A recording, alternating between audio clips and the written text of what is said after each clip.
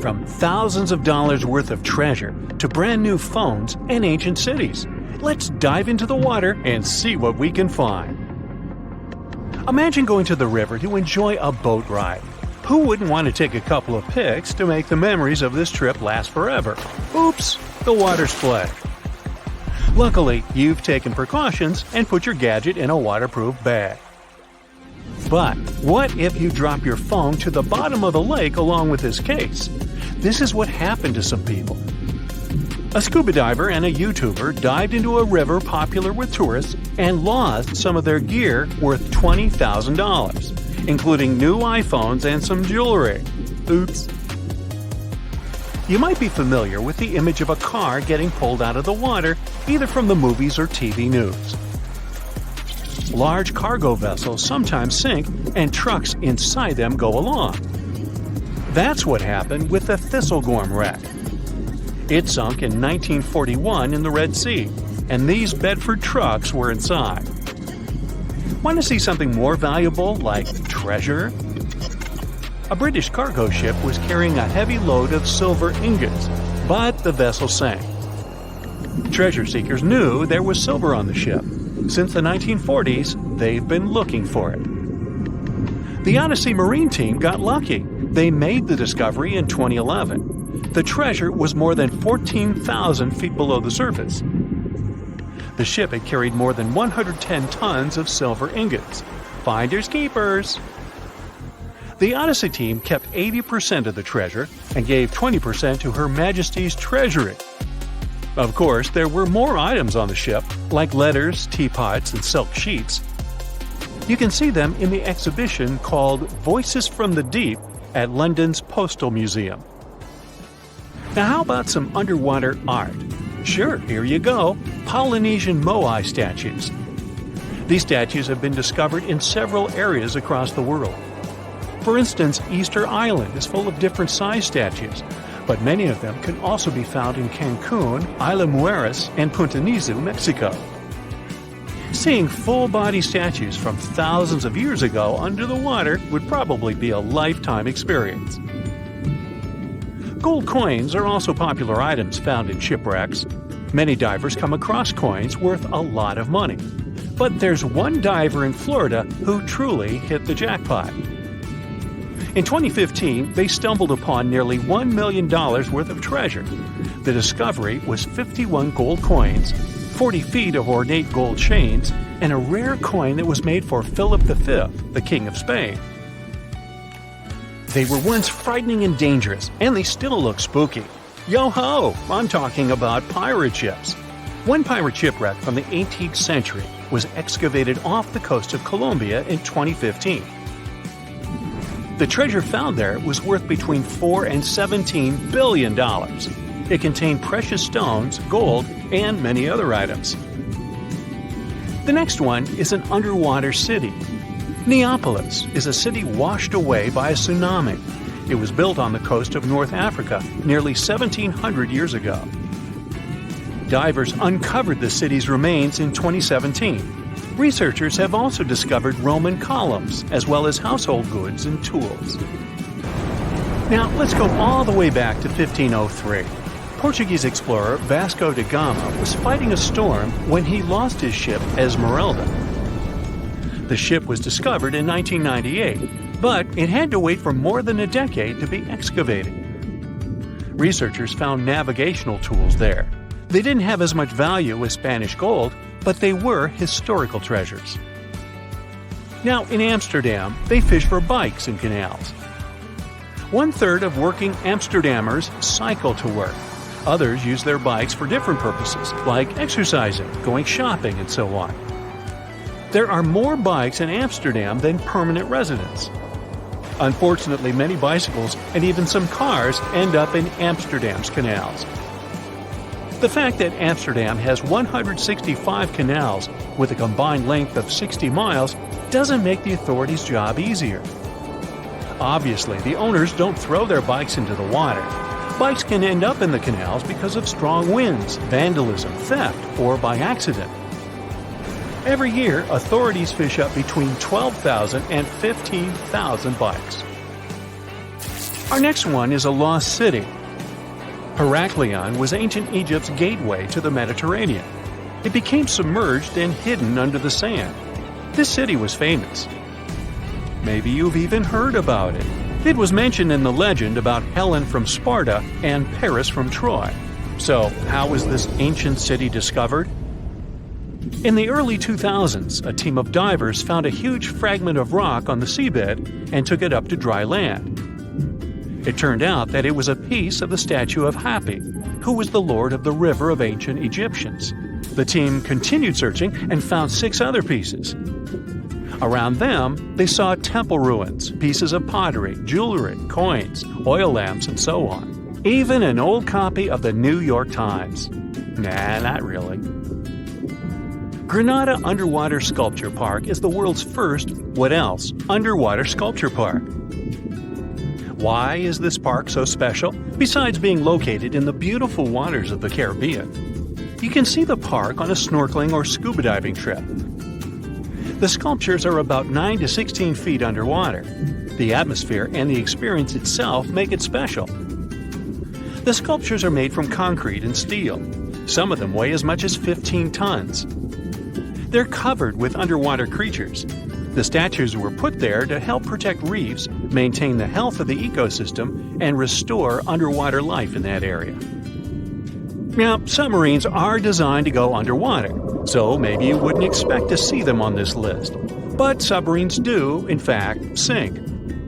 Divers have discovered many submarines. For instance, an Australian submarine was found off the coast of Papua New Guinea more than a century after it had sunk. Now here's another submerged city, but this one was left underwater on purpose. You can see the ancient ruins of Lion City in a lake in China. This lake was created in 1959 when the valley, at the base of Five Lions Mountain, was flooded to create a hydroelectric power station. The 1,400-year-old city, now ruins, got submerged by this flow and stayed this way for over 50 years. It lay untouched at the bottom of the lake until its exploration started in 2001. Divers found out that many structures, carvings, guardian lions, and arches were still preserved. Researchers mapped and documented Lion City. They also looked for a way to protect these structures from further damage. In 2011, the city was announced to be an historic relic under protection. When you see the ruins of Lion City for the first time, the view will take your breath away. So don't forget to hold your breath. Imagine swimming in the dark waters. As you're approaching the city, you see its huge walls and extensive carvings. Marvelous, isn't it? The Cancun Underwater Museum is probably the largest museum of its kind in the whole world. It wasn't lost, per se, but now it's home to an aquatic ecosystem. Who wouldn't want to combine scuba diving and snorkeling with a visit to a world-class garden with 500 sculptures?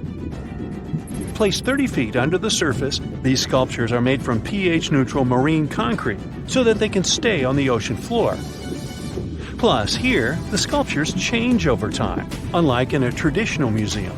That's because they become part of the underwater environment and a home to various plant and animal species.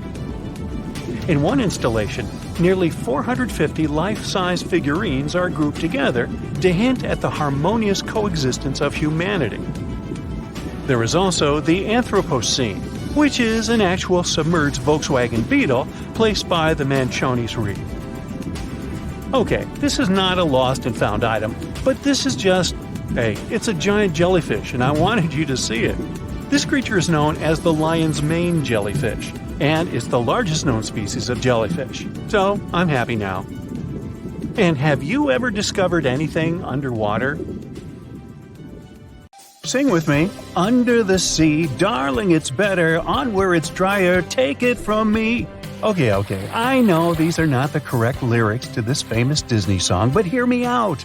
The deep sea is not all about singing mermaids and dancing crabs. It's actually filled with monster-like creatures that'll give you nightmares. So, if you're ready to meet them, grab your scuba gear and let's dive into the deep, mysterious waters to discover their fascinating and scary world.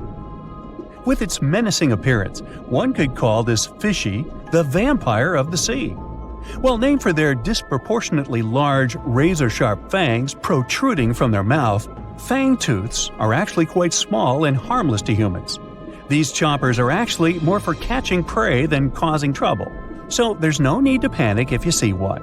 And you'll be even more relieved to know that it's kind of unlikely for you to come across a fangtooth, since they are among the deepest living fish. A regular day in the life of a fangtooth looks like this. By day, they prefer to remain in the gloomy depths. Me too, fishies, me too. It's only towards the evening that they migrate toward the surface to have a feast under starlight. Ah, how romantic. And by daybreak, they return to the deep. What a chill schedule, am I right? So, as you can tell from their daily routine, fangtooths are among the more active deep-sea fishes. And by that I mean they seek out their food rather than just sitting and waiting. And thanks to their oversized teeth and mouth, hey, I can relate, they're able to attack prey that are even larger than themselves, which is very important in the very large, food-poor deep sea. Fitting to their environment, common fangtooths are dark-colored, either solid brown or black. And unlike most deep-sea fishes, they do not have light-producing organs or cells to communicate with each other or to attract their prey. Instead, they rely heavily on their sense of smell, in addition to making use of even the slightest bit of sunlight that makes it down to the depths. This light doesn't help them to see in any way, but it may be enough for potential prey to cast a shadow as they pass overhead, which lets fangtooths know they're around. Now here's one hilarious fun fact before we move on to the next creature. Fangtooths can never close their mouths because of their huge mouths and long teeth. But you know what? I would bet maybe $500 that my orthodontist would claim he could fix that too. Our next horrific deep-sea animal is as real as a kraken can get. Giant squid, which actually did inspire the legends of the kraken, live up to their name.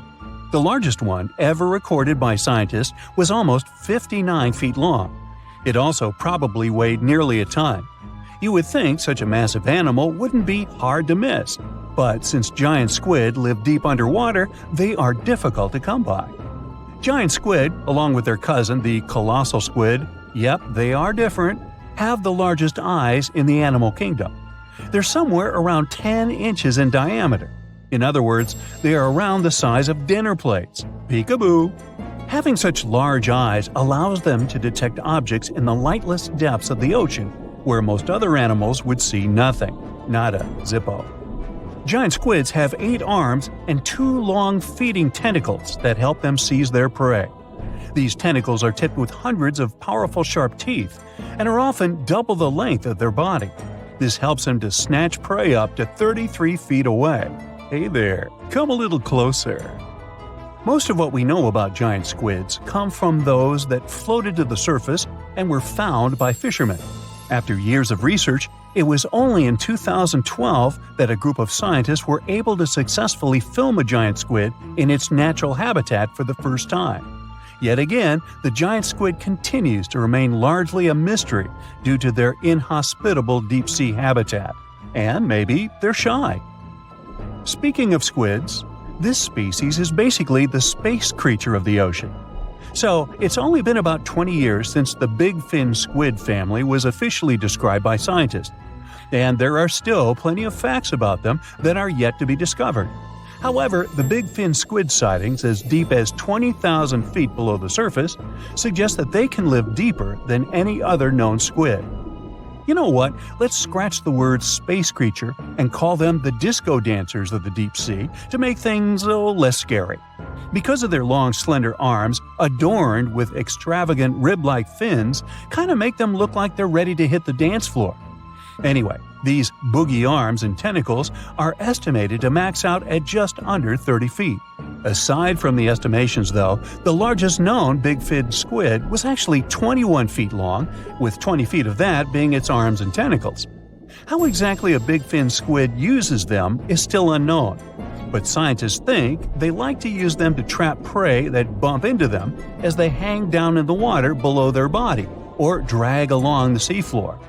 There are only around a dozen confirmed big fin squid sightings worldwide, so you can just relax, because the chances of you getting hugged by a big fin squid are close to impossible. but I can't guarantee anything regarding your nightmares. Now, these are not one of your regular Jaws sharks. Let's start with the most strange fact about a frilled shark. It's considered a living fossil because of its primitive anatomic traits. That actually makes more sense once you learn that this species has been around for 80-some million years. So, I have both good news and bad news.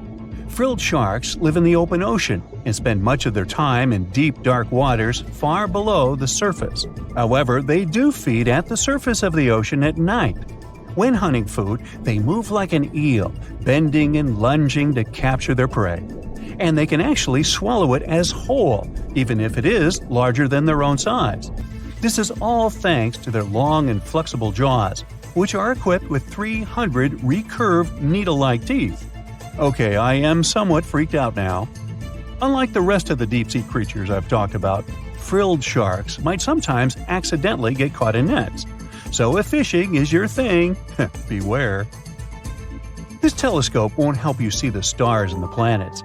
With its protruding eyes and elongated body, this little swimmer looks like it's wearing a pair of underwater binoculars, hence the name the telescope fish. Found in cold, deep tropical to subtropical waters worldwide, they're known to be the species that undergoes one of the most drastic transformations in fishes. When the first larva was described in 1954, it was believed to be a new species rather than the larva of a telescope fish that were known to science since 1901. Despite the fact that they are only around 6 to 8 inches long, they're able to latch onto snacks that are bigger than their own size. That is thanks to their massive and highly stretching jaws, making up most of the size of their head. These large prey are then folded in half to fit in their expandable stomach. In 1925, scientists found a 5.5-inch long fish inside the stomach of a 3-inch long telescope fish, which they described as neatly folded. Despite all this, their cylindrical tube-shaped eyes are still the most fascinating and bizarre features of telescope fishes. Their specific shape increases light collection to help them detect their prey's weak bioluminescence even from a distance. But although their eyes are good for seeing things in the twilight, they're especially great at seeing silhouettes from below. That's why they orient themselves vertically in the water. Now, I have to admit they look kind of cute if you ask me. Sort of like uglier versions of Minions. In the past 30 years, scientists have made an incredible discovery of a new creature living deep beneath the surface of the ocean. And the name of the creature is the harp sponge. Now, if you're wondering why it took so long to come across this animal, then I might have the answer. These creatures typically hang out at a depth of roughly 11,100 feet beneath the ocean's waves. The sponge species was first discovered off the coast of California thanks to a robot that was sturdy enough to explore those crazy depths the ocean has to offer. This is no doubt an area of the planet where even the most benign-looking creatures can be potentially dangerous. But even scientists were surprised to find that this creature was more than just a sponge. Now, this might seem obvious, but the harp sponge got its name because its basic structure, referred to as a vein, is the same shape as a harp. Each vein is made up of a horizontal branch supporting several parallel vertical branches. But don't let the harp sponge's fanciful and amusing appearance or its non-intimidating name fool you. Yeah, the harp sponge is very much a deep-sea hunter. It has a unique ability to capture and envelop small animals using its rhizoids, short, thin fibers. With their help, the harp sponge clings on to the soft, muddy bottom and catches tiny creatures that get swept into its branches by deep-sea currents. Uh-oh. Other sponge creatures often feed by pulling bacteria and bits of organic matter from the seawater and filtering them through their bodies. But not our harp sponge. Instead, it snatches its future meal with minuscule barbed hooks that cover each of the harp sponge's branches. Now, harp sponges prefer tiny crustaceans like crabs, crayfish, shrimps, and prawns. Once the harp sponge has one of them in its clutches, it envelops the animal in a thin membrane before slowly beginning to digest it. So, pal, what's eating you? Oh, Harpo? Too bad. Researchers believe that harp sponges use this method of feeding because there aren't enough nutrients that deep down. This makes traditional filter feeding less effective. Research has shown that the creature is still in the process of evolving. Early harp sponges researchers found only had 2 veins, but later scientists discovered other harp sponges that had 6 veins. The harp sponge might have evolved this elaborate candle holder-like structure to increase its surface area. In general, harp sponges typically grow up to a length of 1 foot, but researchers have seen a creature that was 2 feet in length. The harp sponge is not only very unusual, but also beautiful to look at. See those tiny white balls on top of the branches? Now, why don't we look at some other creatures that live below the photic zone of Earth's oceans? The photic zone means the area beneath the ocean's surface that still receives some sunlight. Thanks to this, there are loads of different creatures and organisms living there. Any animal living beyond this layer qualifies as a deep-sea creature. The Tomopterus worm is a segmented worm you can find in the twilight zone of the ocean. This is the area that lies between 650 and 3,300 feet beneath the surface. These creatures are often no more than 1 inch long, but the largest of them can grow up to 1 foot. While swimming around and feeding, these worms do what researchers describe as an amazing smooth dance. That's because the creatures can swim extremely quickly and maneuver at tight angles with ease. Now, I know most people hear the word worm and think of the common earthworm, so it's quite interesting to know there's a deep-sea worm out there that never leaves the water during its entire life. Similarly, most of us try to avoid jellyfish that either rest on the sand or sit on top of the ocean waves. This isn't the case with a chrysota jelly. That's a deep-sea creature too. This beautiful jellyfish is mostly ruby red, bright orange, or electric purple. That's what helped researchers realize they had found a new species of jellyfish. The creature grows to a maximum size of 1 inch across. It has tentacles that stretch out in every direction. Now, if you come close to this jellyfish, it'll pull all these tentacles in toward its body before rapidly swimming away to avoid danger. Yes, you are dangerous. The chrysota jelly is extremely rare. You won't see it very often. You might need to borrow that deep-sea diving robot I mentioned earlier. While worms and jellyfish might seem quite harmless, this isn't the case with the Pacific viperfish. Ooh. This creature is equipped with a noticeably big mouth, like me, and the needle-like teeth inside are key to its hunting strategy. Pacific viperfish live at around 5,000 feet below the ocean surface, but they're among those numerous marine animals that migrate each night from the ocean depths toward shallower waters to dine. What's on the menu for dinner tonight? Lots of small fish and shrimp. The creature can grow up to 12 inches in length. Its 2 front fangs, which stick up from the fish's bottom jaw past its own eyes, are especially dramatic. When the fish unhinges its jaw, its mouth can open wide enough to engulf smaller animals, and the teeth form a cage to prevent an escape. Now, have you ever seen an underwater creature that looks like a strawberry? Trust me, it does exist. Just look at these dots on the strawberry squid. The creature has a big eye and a smaller one. You might think this unconventional pairing would be awkward and uncomfortable, but it's actually the opposite. The big left eye looks upward. It spots shadows cast by other animals in the dimly lit waters above. The eye's tubular shape helps it collect as much light as possible. On the other side of the squid's head, you can see its right eye. It's small and looks downward.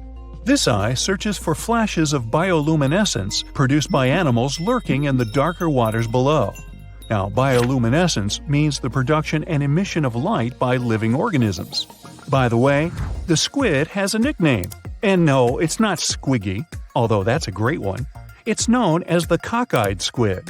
This is simply due to the remarkable difference in size between its 2 eyes. I think I like Squiggy better. And so it goes. Since light doesn't reach the deep sea, the strawberry squid's body actually looks black. This helps the creature hide from enemies, such as sharks and dolphins. In general, the strawberry squid grows to a length of 5 inches. It typically lives around 3,000 feet below the surface, but floats to shallower waters at night. Now, the feather star is a marine creature without a backbone, but with feather-like arms that radiate from the center of its body.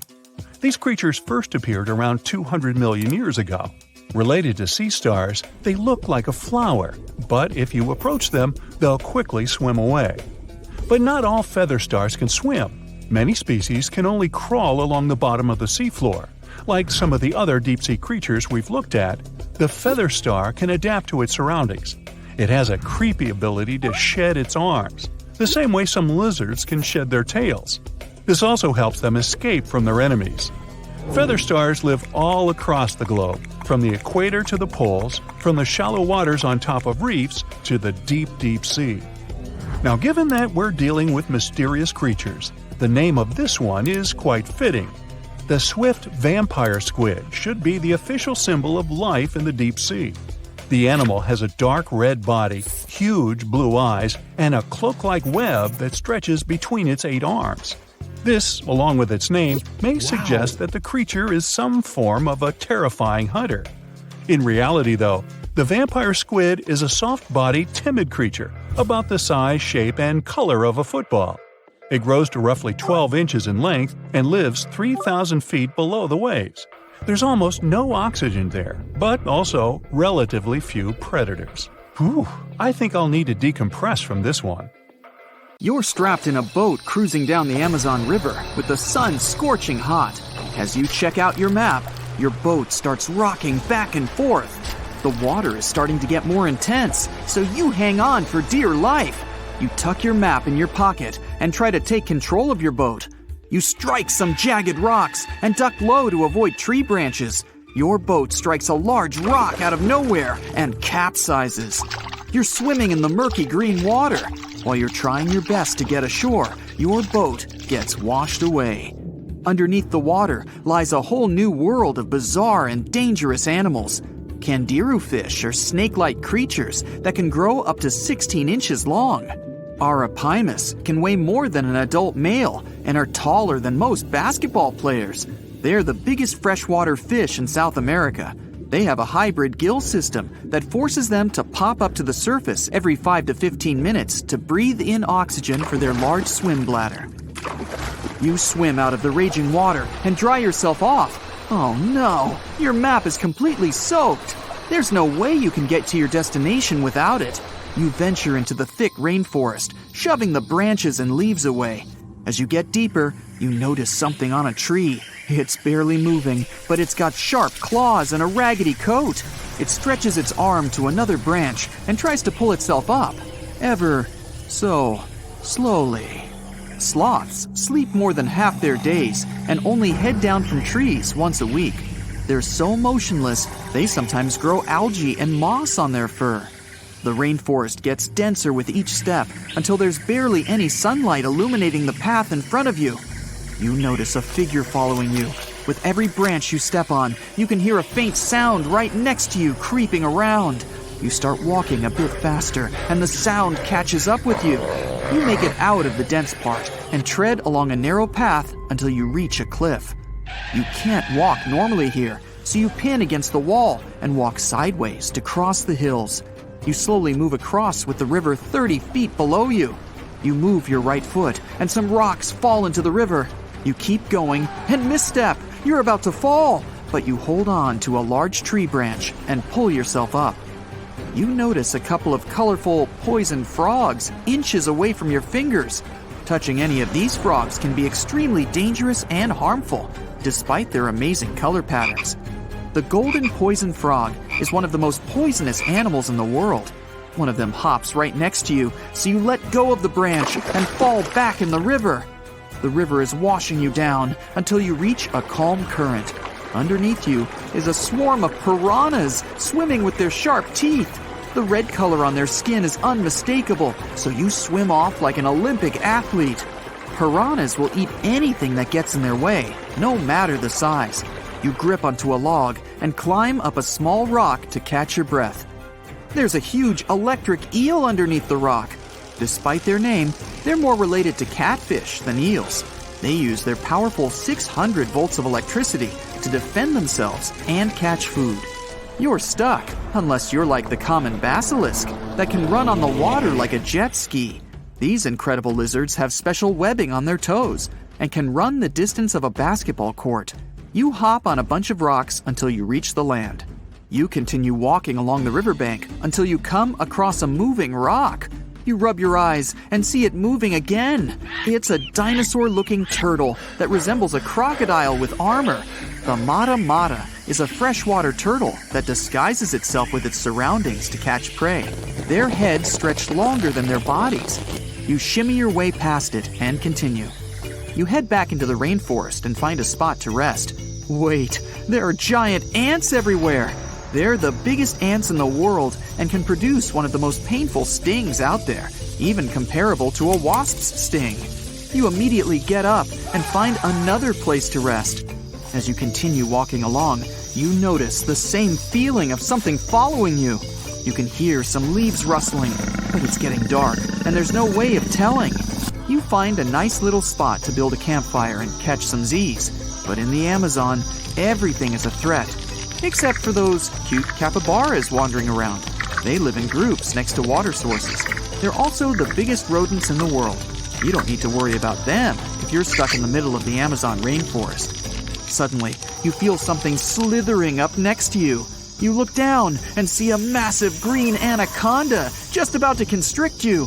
They are the heaviest snakes in the world and can grow up to 20 feet long and have a huge appetite.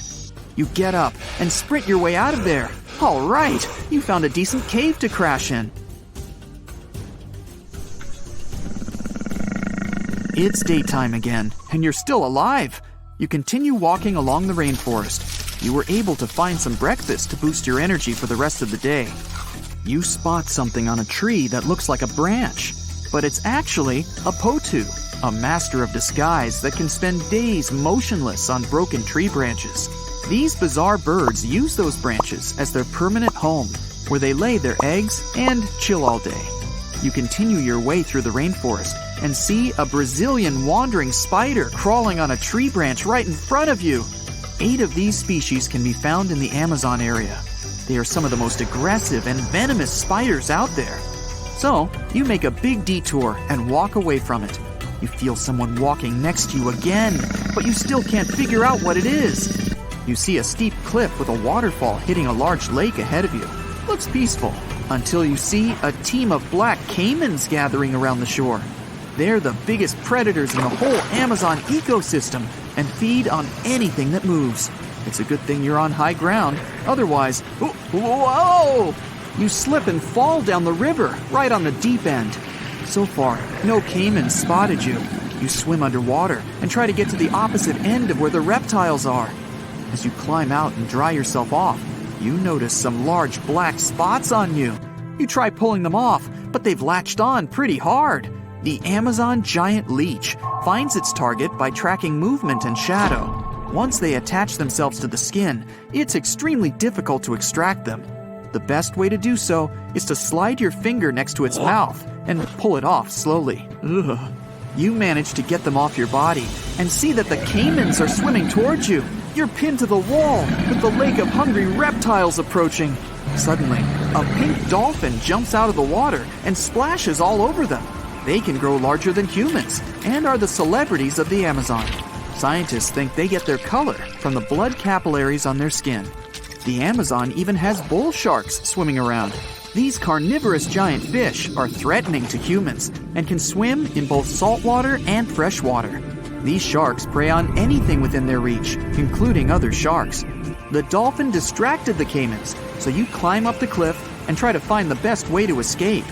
Opened jaws waiting for you to fall into the pit are right below you. You're lucky enough to escape to the top, but as your arms pull you up, the first thing that you see is a jaguar looking straight at you. It's the creature that's been following you this whole time. You get up while it starts circling you, timing its strike. You know that you can't take on a jaguar, nor can you outrun it, so you grab a large tree branch from the ground to defend yourself. It jumps at you, but you duck down in time. The jaguar lands in the water far away from the caiman crocs. It's a good thing these large kitties are excellent swimmers.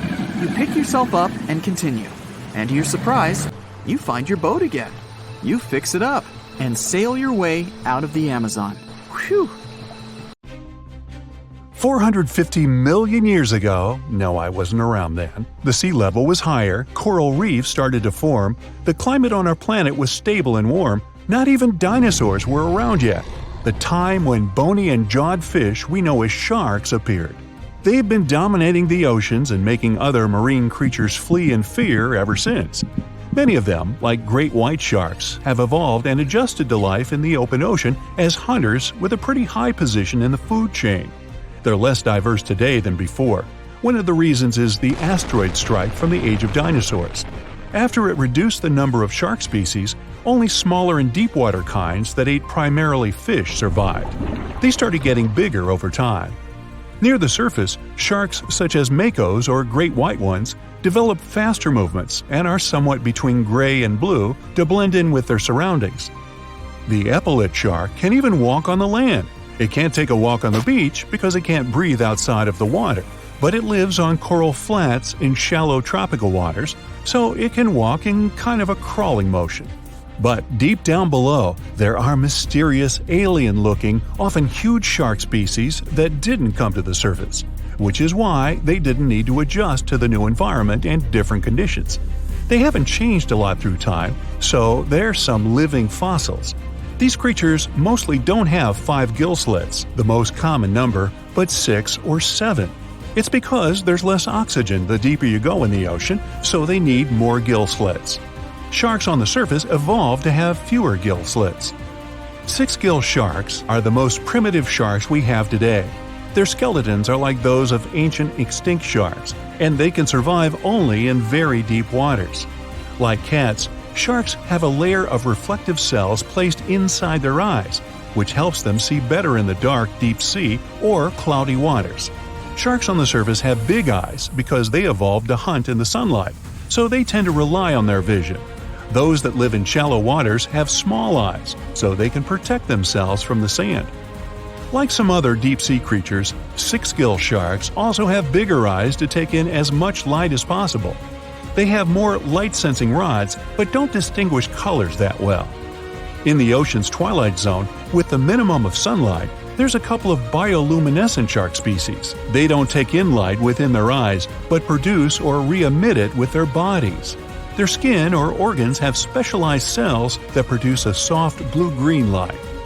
Deep-sea creatures that produce their own light do that to attract their prey, deter animals from going after them, or, scientists think, communicate with each other. It can even help them to camouflage. They do it by hiding their silhouettes from animals going after them. They produce enough light to match their surroundings. The biggest luminous underwater creature is the kitefin shark, found swimming 980 feet below sea level, preying on groundfish or smaller sharks. It can grow almost 6 feet long and lives 3,200 feet below sea level. Deep-sea sharks are also bigger than those on the surface. The Greenland shark can grow up to 24 feet long, bigger than a great white.